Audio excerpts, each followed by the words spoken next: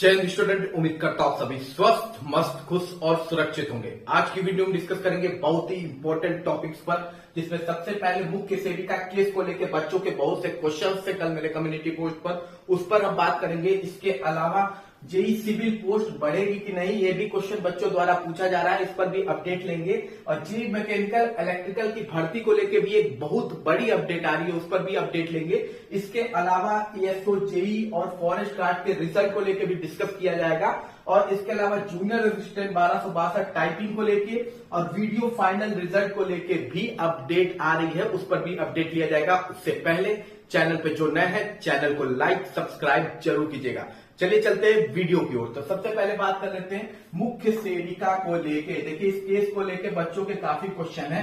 पहला क्वेश्चन ये है कि अभी अभी एक पेपर में न्यूज छपी थी, जिसमें संविदा के 260 जो कर्मचारी थे, उनकी नौकरी पर खतरा आ गया है, उन्हें अब निकाला जा रहा है। ऐसा एक आर्टिकल छप के पेपर में आया था, जिसको लेके बच्चों में थोड़ा सा ये है कि क्या उनसे रिलेटेड आपके केस पर कोई प्रभाव पड़ने वाला है। तो एक बात जान लीजिए, वो केस दूसरा है, उससे आपकी भर्ती को कोई भी प्रभाव नहीं पड़ेगा। ठीक है, वो उनका दूसरा मैटर है। देखिए, एक उस केस से आपको 2-3 चीज सीखने को मिलती है। पहली इंपॉर्टेंट चीज, देखिए, किसी भी केस और किसी भी भर्ती को फंसाने में अधिकारियों का बड़ा योगदान रहता है। अब उस भर्ती में ही आप देख लीजिए, पेपर में साफ साफ लिखा है कि जब 2003 में उनकी ज्वाइनिंग कराई गई थी, तभी उन्हें उन पर एक जांच बैठाई गई थी कि उनकी आर्ता या जो भी कोई भी इश्यू को लेकर जो भी जांच बैठी थी, 2005 तक के लिए उन्हें संविदा पे रखा गया था। 2005 बीत जाता है, तब भी जांच चल रही होती है। कितने लोगों की? मात्र 260 लोगों की ये जांच नहीं पूरी कर पाए 2 साल के अंदर। यही नहीं, उसके बाद इसको एक एक साल बढ़ाते भी गए। मतलब एक भर्ती में अगर आपको लग रहा है कि कुछ गड़बड़ है, उसके बाद भी आप ज्वाइनिंग कराते हैं। ज्वाइनिंग कराने के 2 साल उनका टर्नओवर पूरा हो जाने के बाद फिर आप उनका बढ़ाते जाते हैं, टेन्योर पर ईयर बढ़ाते जाते हैं, और 23 तक आप बढ़ाते चले जाते हैं। 2023 तक, मतलब 20 साल, 18 साल, 20 साल आप पूरा टोटल बढ़ाए हैं। और उसके बाद आप आके ये कह देते हैं कि फिर ये देखिए गलत तरीके से हुआ, वो गलत तरीके से हुआ। तो ये गलत तरीके कौन किया? अधिकारियों ने किया। सेम चीज ये मुख्य सेविका को लेके भी हुआ था। जब मुख्य सेविका की भर्ती का एग्जाम चल रहा था दिसंबर में, इनको जो जांच बैठाई गई थी, 2021 का केस था आपका मुख्य सेविका का, और आयोग की लापरवाही कहिए, अधिकारियों की लापरवाही कहिए, विभाग की आपके, कि वो इस केस को सीरियसली लिए ही नहीं, भर्ती कंडक्ट कराते चले गए। और नतीजा क्या हुआ कि दिसंबर में आके स्टे लग गया, नवंबर दिसंबर में, और जो फ्रेश भर्ती थी वो भी अटक गई। ये लापरवाही कहां हुई? इन्हीं अफसरों द्वारा हुई। बैठ के रील बनाना है, लेकिन मेन काम करना नहीं है। देखिए, आजकल बस रील ही बना रहे हैं लोग, ठीक है, कि हम ये कर रहे हैं, हम वो कर रहे हैं, रियलिटी में कोई काम हो नहीं रहा है। ठीक है, अगली इंपॉर्टेंट क्वेश्चन बच्चों को लेके है कि कोर्ट केस की सुनवाई कब तक होगी। तो देखिए, कोर्ट से केस की सुनवाई में आपको सीधी साधी बता दूं, 1 से 30 जून जो है, अब आपका कोर्ट बंद है। ठीक है, 1 से 30 जून कोर्ट बंद है, तो इसमें कोई सुनवाई आपकी नहीं होने वाली है। जो भी सुनवाई होगी जुलाई में होगी। एक बहुत अच्छी बात है कि आपने एक थर्ड पार्टी को इंक्लूड किया है, जिसमें जो वकील है वो काफी रेपुटेटेड वकील है, अच्छे वकील है। तो थर्ड पार्टी से आपको एक बेनिफिट ये मिल जाएगा कि जो अब तक आपकी हियरिंग जो लिस्टिंग हो रही थी और उसकी सुनवाई वहां नहीं हो पा रही थी, थर्ड पार्टी एक काम आपके लिए कर सकती है कि वो कोर्ट में जाके रिप्रेजेंट कर सकती है आपको, जिसकी वजह से कोर्ट का ध्यान आपकी भर्ती पे जा सकता है और भर्ती की हियरिंग हो सकती है। आपको एक सिंपल सी बात मैं बताता हूं, आपके केस में कोई दम नहीं है, बस 10 मिनट की हियरिंग हो जाए ना, 10 मिनट की, आपका केस फाइनल हो जाएगा और आप जीत जाएंगे और आपकी भर्ती का डीवी रिजल्ट सब आ जाएगा। आपके सपोर्ट में, आपके फेवर में ही फैसला आएगा। बस वो हियरिंग जो नहीं हो रही थी, उम्मीद यही है कि जो थर्ड पार्टी इंक्लूड की गई है वो आपकी बात को रिप्रेजेंट करे कोर्ट में, जिसकी वजह कोर्ट का ध्यान उस पर जाए और आपकी सुनवाई हो जाए। और एक क्वेश्चन ये है कि आर्ता को लेके, तो देखिए, आर्ता को लेके आप अभी परेशान मत होइए, अभी जो सामने प्रॉब्लम है उसको लेके डिस्कस है।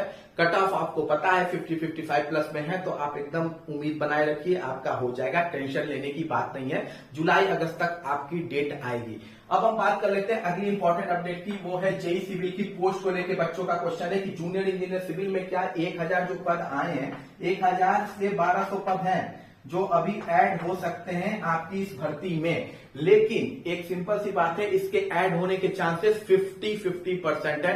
हो सकता है ऐड ना भी हो, फिलहाल एकदम ये है कि ऐड ना होने के चांसेस है। लेकिन अगर बच्चे थोड़ा, जब इलेक्शन कंप्लीट हो जाता है तो थोड़ा दबाव बनाते हैं जूनियर इंजीनियर के बच्चे सिविल के, तो हो सकता है ये पद ऐड भी हो सकते हैं। ओवरऑल बात ये है कि आपके दबाव पर ही सब कुछ होगा। अदरवाइज ये मान के चलिए कि लगभग इसके जो चांसेस हैं पैट 2024 से आने के हैं, ठीक है, इस भर्ती के, ये जो 1000 सिविल की भर्ती है, चांसेस है कि पैट 2024 से आए। अगर आपने अच्छा खासा प्रेशर दिया तो हो सकता है ये आपकी भर्ती इसी में ऐड हो जाए। इसके अलावा क्वेश्चन ये है कि सर बहुत सारे बच्चे एप्लीकेशन फॉर्म को फिल कर रहे हैं, तो मैं आपको सीधी साधी बात बता दूं, इसमें बहुत से ऐसे बच्चे हैं जो पैट 2023 दे चुके हैं, इस वजह से वो इस फॉर्म को भर रहे हैं, ठीक है। उसमें डिप्लोमा होल्डर नहीं है। इतना मान के चलिए कि जो टोटल स्टूडेंट जो वाकई में एग्जाम देने लायक होंगे वो 40,000 से 50,000 के बीच होंगे। इससे ज्यादा नहीं होने वाले हैं जूनियर इंजीनियर सिविल में आपके स्टूडेंट्स। ये मान के चलिए कि 40,000 से 50,000 से ज्यादा आपको बच्चे नहीं देखने को मिलेंगे। बाकी जो भी फॉर्म भर रहे हैं वो अभी बाद में छटैया में छाट दिए जाएंगे, ठीक है। जिन्होंने पेट 2023 दिया है वो भी भर दे रहे हैं, बीटेक वाले भी भर दे रहे हैं कि भैया आगे चांस बन जाएगा, तो ऐसा कुछ होने वाला है नहीं। इतने ही बच्चे रहेंगे 40 से 50,000 जिनके बीच कंपटीशन रहेगा। इसलिए अगर आपके पास डिप्लोमा सिविल में डिप्लोमा है तो आप इस एप्लीकेशन फॉर्म को भर दीजिए। बदले आपका पेट स्कोर कार्ड 1 नंबर भी है, तब भी आप इस फॉर्म को जरूर भरिएगा, ठीक है। अब हम बात कर लेते हैं अगली इंपॉर्टेंट अपडेट की, जो कि है जूनियर इंजीनियर मैकेनिकल इलेक्ट्रिकल भर्ती को लेके। तो देखिए, मैंने आपको पहले भी बोला था कि इलेक्ट्रिकल भर्ती का अध्याचन ऑलरेडी आयोग को मिल चुका है।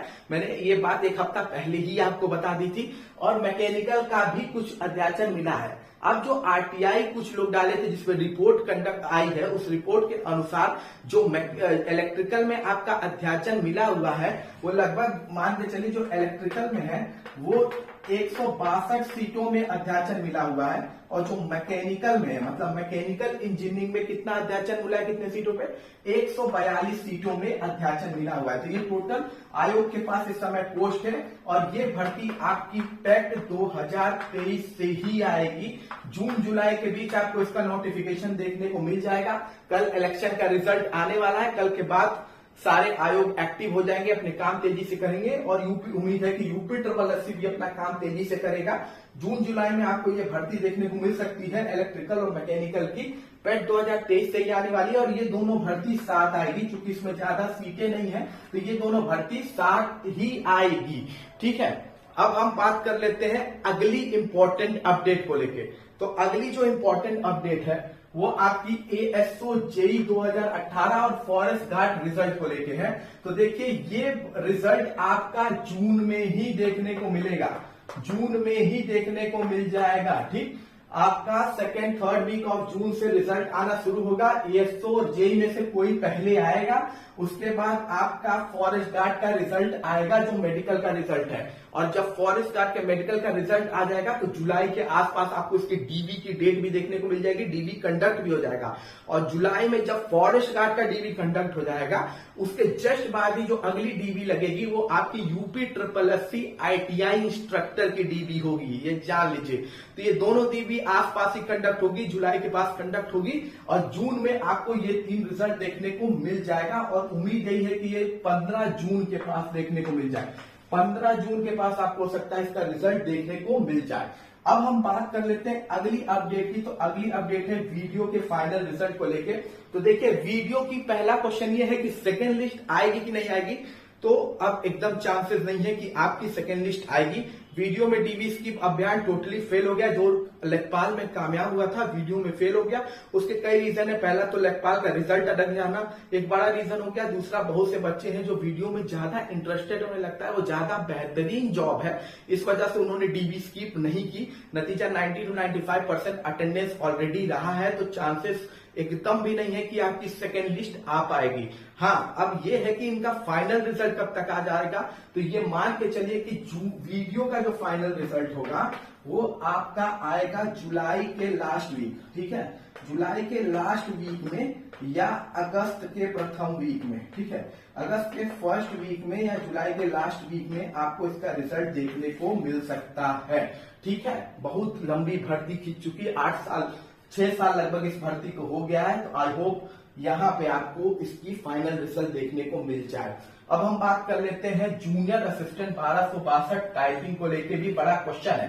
तो जूनियर असिस्टेंट 1262 की जो टाइपिंग है ये आपकी फिलहाल और डिले हुई है। ये टाइपिंग आपकी 15 जुलाई के आसपास देखने को मिल सकती है।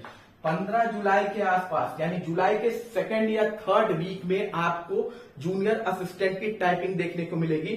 टोटल लगभग 15,000 बच्चे इसमें हैं। ठीक है, इस टाइपिंग टेस्ट में टोटल 15,000 बच्चों को एग्जाम देना है। तो ये 15 जुलाई को आपका हो सकता है कंडक्ट कराई जाए। बाकी कोई भी आपको क्वेश्चन पूछना है किसी भी भर्ती से रिलेटेड, आप कमेंट बॉक्स में पूछ सकते हैं। वीडियो अच्छा लगे तो लाइक शेयर जरूर कीजिएगा। मिलते हैं अगली वीडियो में। जय हिंद, जय भारत।